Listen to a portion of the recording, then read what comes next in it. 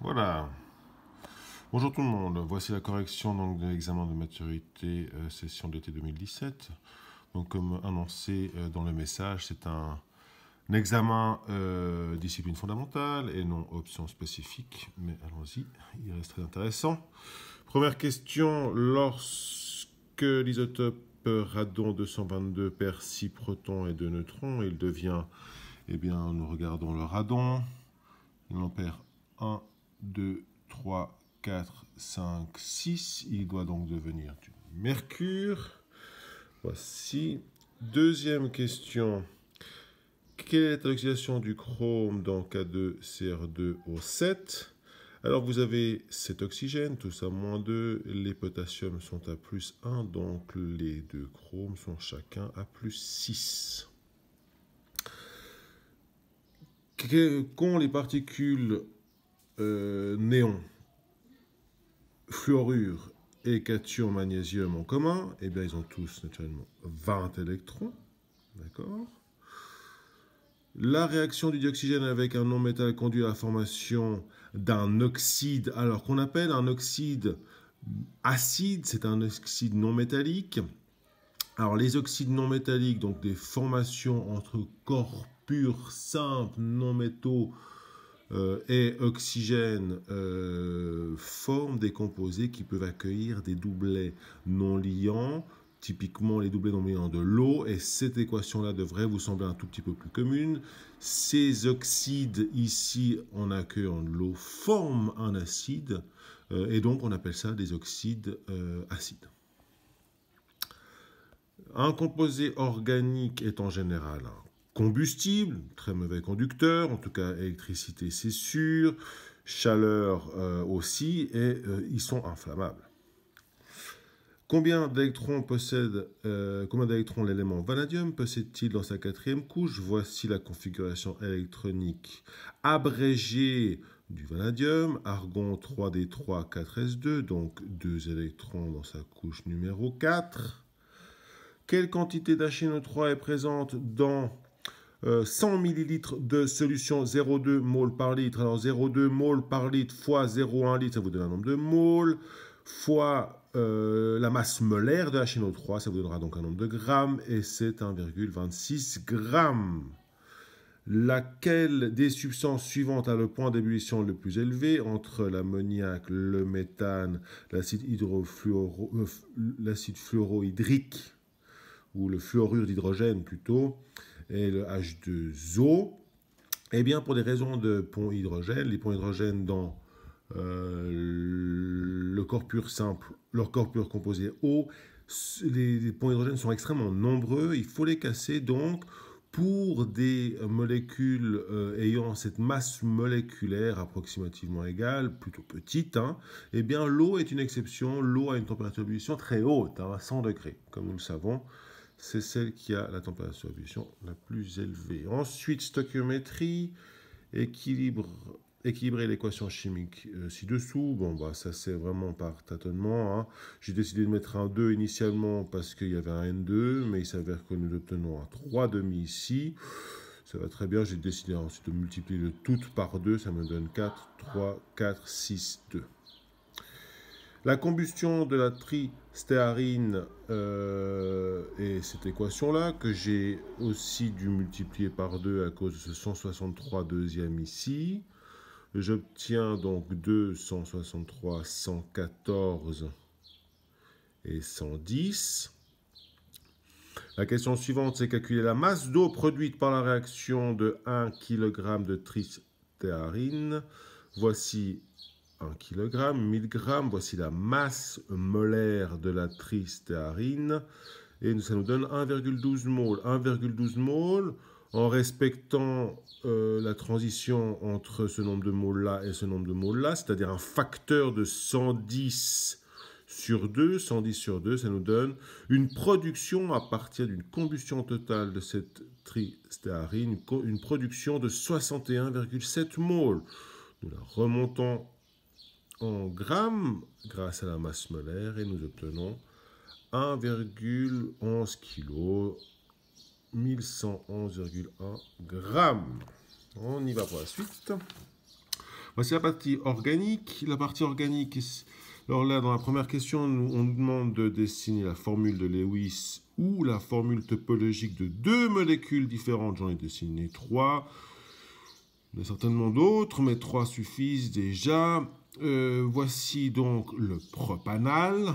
D'accord, CH3, CH2, COH avec le groupe aldéhyde ici. Voici la formule topologique. Vous avez ici une cétone, CH3CO, CH3, qu'on appelle communément l'acétone, ou suivant les règles UPAC, propane 2-on.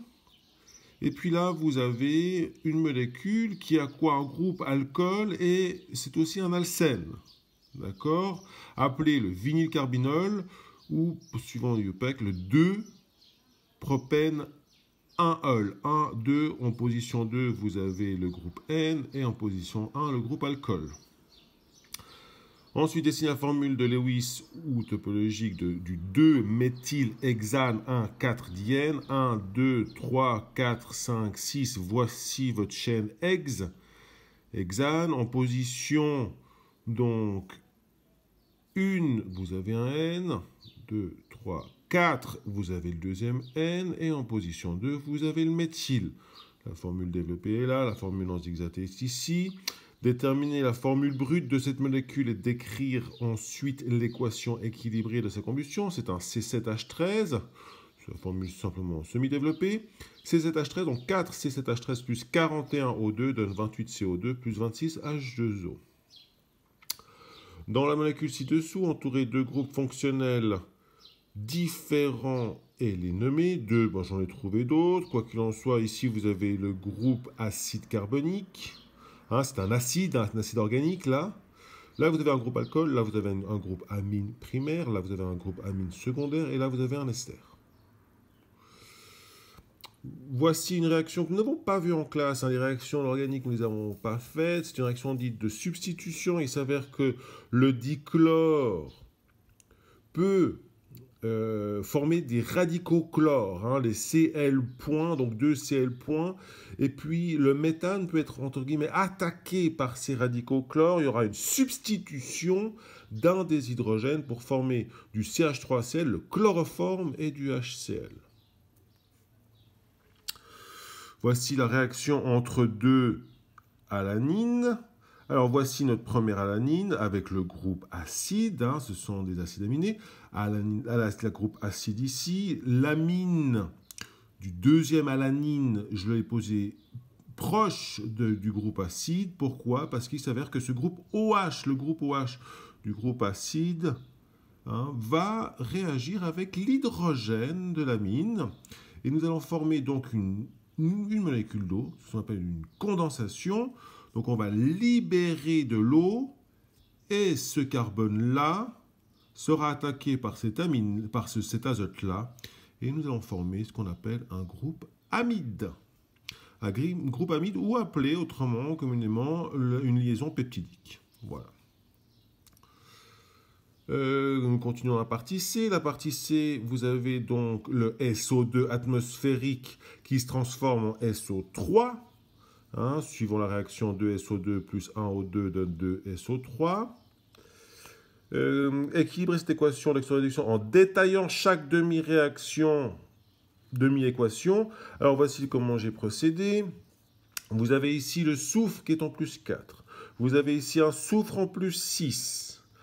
Donc ce soufre passe de plus 4 à plus 6, donc il perd 2 électrons dans le processus. D'accord? Un soufre perd 2 électrons. Maintenant, il faut être attentif à une chose, c'est que certains oxygènes avant la réaction sont en -2 et d'autres sont en 0. Et ils se retrouvent tous en -2 après la réaction. Donc nous allons considérer ceux-là. Ceux-là, lorsqu'ils passent de 0 à -2, nécessitent chacun 2 électrons. Ils sont au nombre de 2, donc cette molécule nécessite 4 électrons pour aller dans ce sens-là.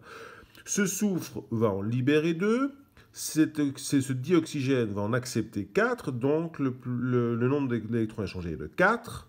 Donc le coefficient stoichiométrique est 1 ici.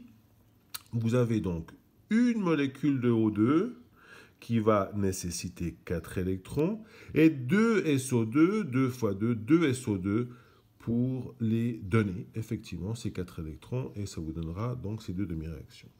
La réaction d'oxydoréduction est un échange d'électrons, comme vous le savez, entre un réducteur et un oxydant. Et une réaction de précipitation, c'est simplement une formation d'un composé insoluble dans un solvant. Voilà, nous finissons par cet exercice 2.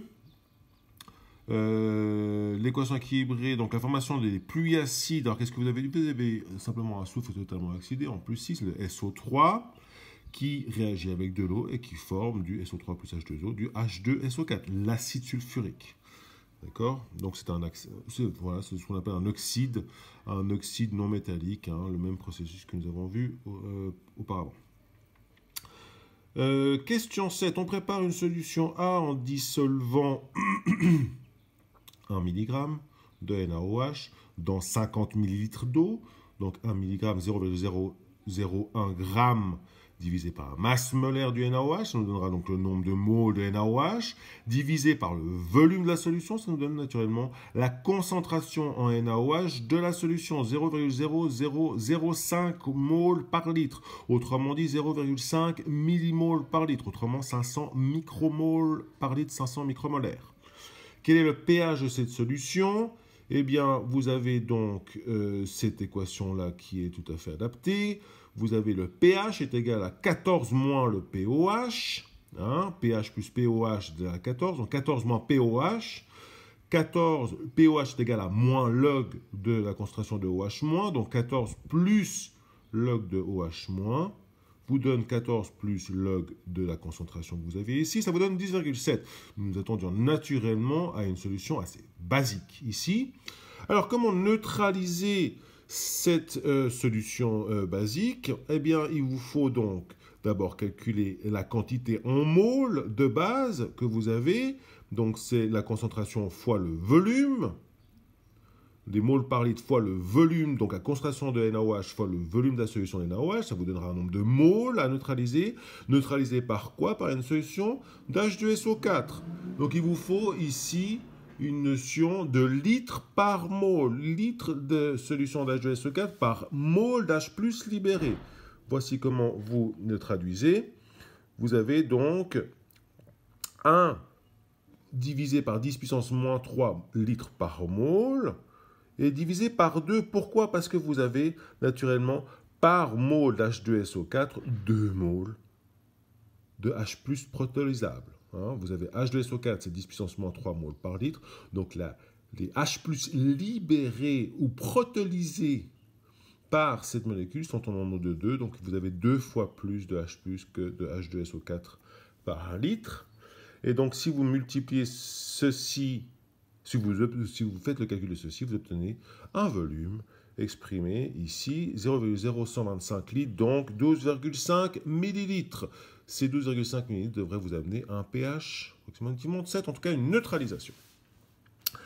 Alors, ici, vous avez la question 8, soit la réaction de synthèse de l'acide chlorhydrique, 1, 2... Écrire l'expression de la constance d'équilibre, ben voici l'expression de la constante d'équilibre, tout ça est en gaz. En augmentant la température, ici, la question 8.3, il faut juste faire attention à une petite chose. Vous voyez que la constante est beaucoup plus grande, massivement plus grande à 27 degrés qu'à 730 degrés. C'est-à-dire qu'en augmentant la température, nous diminuons la quantité de HCl. En augmentant la température, nous diminuons la quantité d'HCl. D'accord? Ça veut dire qu'en augmentant la température, on va plutôt faire un processus endothermique. Donc, on va diminuer HCl, donc endo est dans ce sens-là. D'accord? Et puis, par contre, si on diminue la température, on va favoriser le comportement exo de la réaction. Donc, on va fabriquer du HCl. En augmentant la pression totale du système, eh bien, si on augmente la pression totale du système, on va devoir diminuer la pression intérieure du système, c'est-à-dire diminuer le nombre de moles de gaz, donc partir à droite. On ajoute du NaOH, donc on va diminuer la quantité de HCl, donc on va partir à droite. on abaisse la température. Si on abaisse la température, on va favoriser la partie exo pour que votre système compense la diminution de température, donc libère de l'énergie, libère de la température. Eh bien, on va partir aussi à droite. Et si nous rajoutons un catalyseur, eh bien, ça n'influence pas du tout l'équilibre.